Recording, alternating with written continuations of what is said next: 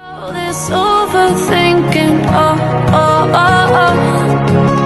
more I swim, the more I'm sinking. Take me to a world of silver, no more heartbreaks, tears, painkillers. Take me somewhere unfamiliar. Remind you about our guidelines. So I will only highlight the important guidelines lang po.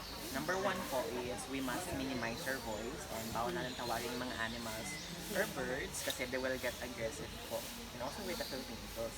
And then number two was water steps kasi meron pong uneven path, slippery trails, then meron pong mga langgam or ants nangangagat sila sa water steps. And then number three po, the most important, pag nag-take po tayo ng pictures, kindly turn off the flash. So yun lang po. So start.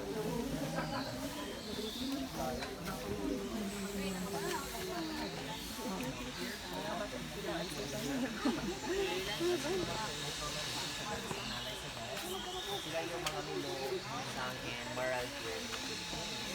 And yun po natin sila makikita na naglalakad or active pag-inom. Kasi mas moral, yes, they are nocturnal. So they're active at night. So tulog po sila pag-time.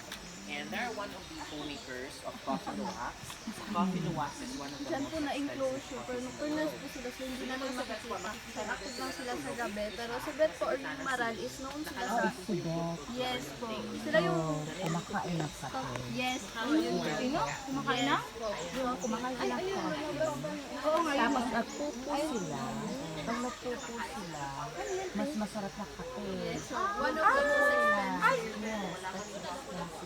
Yes, yung anong tawag? Sibet. Sibet. Musang. Yan pala yun o, pag umupo. Yes, mahal. Mahal yan.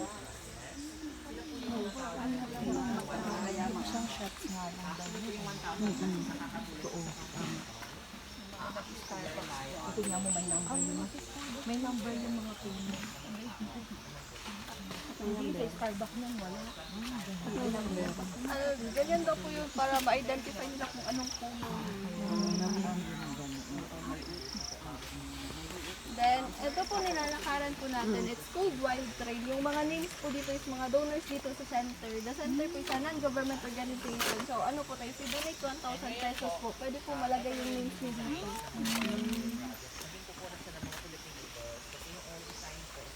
mga rectangle design. Kasi mga puno dito may number. Ilang puno ito?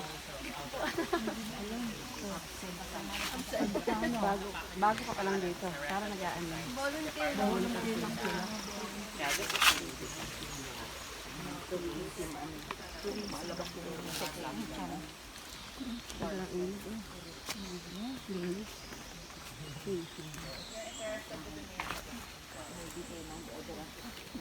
Pwede niyo po ilagay yung names niyo. Kailang kung kailang. Yan sa'yo kasi malakas yan.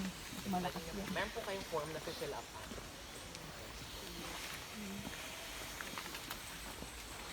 Our next enclosure po ang aming saltwater crocodile. Ang pangalan po is gold leopard.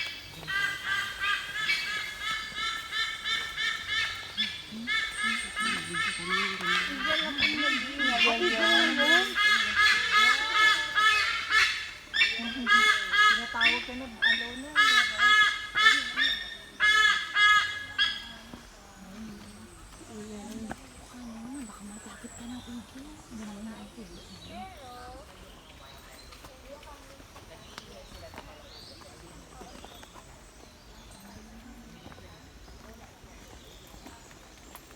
This one here is gold leopard. Same species sila with lolong. Saltwater crocodile. Lolong po is 20.4 feet. Tapos gold leopard. Saltwater crocodile. If you notice po, hindi rin siya gumagalaw kasi there are also nocturnal, so mas active din po siya paggabi. Then if you notice po, yung bibig ni Gold Dipper, naka-open siya. Hindi po yan ibig sabihin na gutom ang isang buhaya po. Tinatawag po yung thermoregulation kasi yung mga saltwater crocodiles, they are cold-blooded. So, they are adapting heat from the sun by opening their mouth. Then si Gold Dipper po ngayon, he is already 40 years old. Yes po. Edad din man kasing edad. So, 40 years old. Sa year talaga. Yes Pero po. sa equivalent sa age nila, 40 po talaga, same sa tao same po. sa tao. Yung lifespan nila, they can live up to 70 years. Then, kapag nasa captivity po, pwede pa pong lumagpas ng 70. Yes po. Same species po. And ngayon po, yung left eye niya, bulag na po yung left eye niya kasi tinatapunan siya ng mga bato and ng mga kahoy ng previous owner niya before. Parang naging pet siya sa bahay nila. Then if you notice po, hindi po saltwater yung tubig niya. Kasi yung mga saltwater crocodiles po, classified na rin sila ng IUCN as estuarine crocodiles kasi kaya nilang mabuhay sa salt and fresh water. Tapos, ang pagkain niya dito sa foundation po, yung diet niya is mga rabbit meat. So, meron kaming mga cultured na mga Australian rabbits po. So, once a week lang siya finifeed po. I think every Saturday, 5 p.m. po. Kaya pala, wild yung mga yan. Bakit isa best? Then, if you notice rin po, wala siyang ibang kasama. Siya lang nag-iisa. Kasi po, highly territorials yung mga saltwater crocodiles. Kahit lalaki po or babae yung isama sa kanya sa isang cage. Kapag hindi po nila kilala yung isa't isa, papatayin po nila yung isa't isa. Yes po. Parang Kaya wala siyang kasama. Yes po. Fresh po. Yes po. Estuarine crocodiles po sila kasi adaptable sila. They can live up after fresh and salt water. Yes po, nag-iiba. Minsan mas nasa tubig din. So if you're done po, shall we move on the next enclosure po? Yes po, nakahanga siya. Talaga sa araw, sa gabi siya Yes. Nag-a-adapt po sila ng heat from the sun. Naka-open yung mouth nila. Yes. So hindi po siya ibig sabihin na gutom. Kasi edad ko pala yun. Kaya pala malaki din ako. Nare-relate tuloy ako sa pagdamay. The challenge. Dito po, mayroon kaming mag-asawa na mga reticulated pythons for mga sawa. Ito po, ito yung lalaki po, si Mr. Python. Then, ayun naman po yung asawa niya, si Mrs. Python po yung nasa May anak? likod. Meron po, pero nakahiwalay na sila. Ayan, Yes. gumagapang sa binti mo. Ayan po. Rabbit meat din yung kinakain nila dito po. Ilang taon na siya? Hindi po ako sure kung ilang taon na silang dalawa, but meron po nakapagsabi na parang 18 na daw yung isa. Tapos yung isa is 15. Ito, tatay, nanay. Yes po, mag-asawa. Yung baby daw hanapin niyo, gumagapang. Yung baby python, pagkalagala. Hindi, yung baby python hanapin, gumagapang daw dyan. Yung baby kasi sa butas na yun.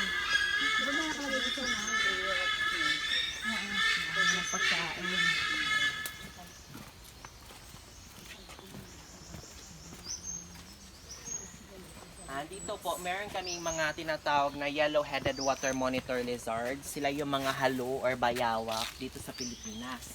So, nandito po sila. So, ayan po yung nakikita nyo po sa ilalim ng kahoy, yung mga may yellow na spots. Ayan po sila. Actually po, dalawa sila. Ayun po yung isa, parang yan yung babae po, yung nasa square na design. Ayun po. Ayun po siya. Parang malaki po siyang butike. Ayun po, gumalaw siya. Ayun po. Yan po yung parang lalaki po yan, yung malaki. Yung gumagalaw. Ayun sa ilalim, parang may yellow. Yes po. Then yung isa po, ayun po yung isa. Saan? Ayan po. Isa lang yan. Bayawak po or halo or yellow-headed water monitor lizards. Sabi ng mga ibang guests po, masarap daw silang gawing adobo. Alam ko yung bayawak. Sa ilog mo nila. Ano yun, hinuhuli sa puso na kawayan sa atin. Ayan po sila. So dito po, hindi sila kumakain ng mga raw or bagong freshly killed na mga rats. Kinakain po nila kapag nabubulok na yung mga rats, yung mga daga. Doon po nila kinakain. Hindi sila kumakain ng freshly killed. Yes po, mga decomposed rats na yung kinakain nila. Ano yung binibigay sa kanila? Yes po, pero hindi pa po bulok. Inaantay nilang mabulok po bago nila kainin. Sila makakala kung kailan nila kakainin pagbulok. Yes po. Talaga, nakita ko na sa Ito naman pong building na ito po yung tinatawag namin na Incubating and Securing Laboratory of Philippine Eagle Foundation. So, dyan po naka-incubate or ini-incubate ang lahat ng itlog ng Philippine Eagles. sa 37 years po na nafa-function ng Philippine Eagle Foundation po is meron lang 29 na eggs ang successful na na-hatch in 37 years. Kasi yung mga Philippine Eagles po, nangingitlog lang sila ng isang itlog every 2 years. Tapos yung incubation period nila po, it will take around 58 to 60 days. So, parang almost 2 months din. Yes po. So, dyan po naka-incubate or ini-incubate yung mga eggs.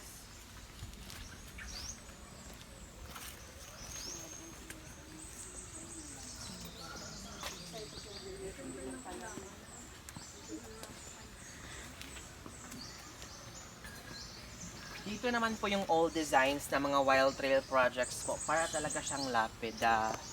This one here. So, bago muna siya naging koko ng mga eagles po, naging dahon muna siya. So, nandito yung mga dahon. Ito po. Yes po. Overtake ka ha? Doon ako nandito kasi naririnig. Oo, doon tayo kanina. So, yung next enclosure natin po is a duplex enclosure of the 2 Philippine Eagles po. Sa first cage, siya po si Vigo. Siya yung Philippine Eagle na makikita sa bagong 1,000 pesos po. Ay, sino? Nasaan? Andito siya. Ayan po. Ayun siya sa likod. Yung puti. So, yun.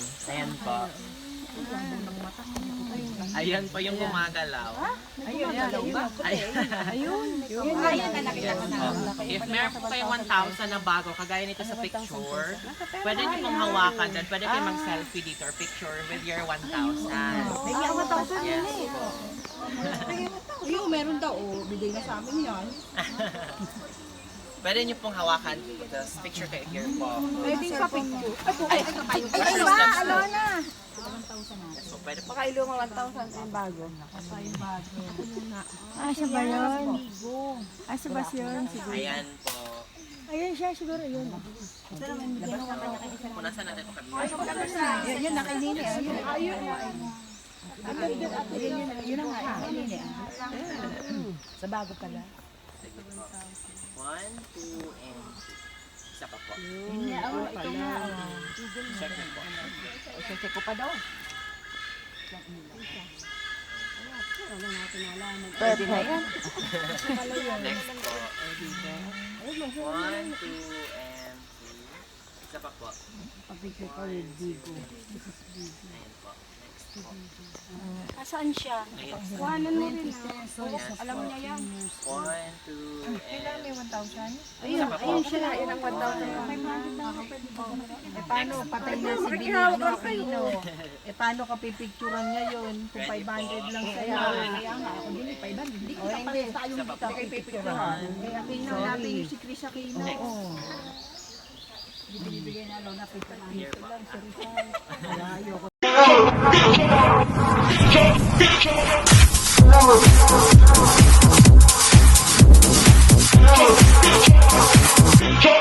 House music.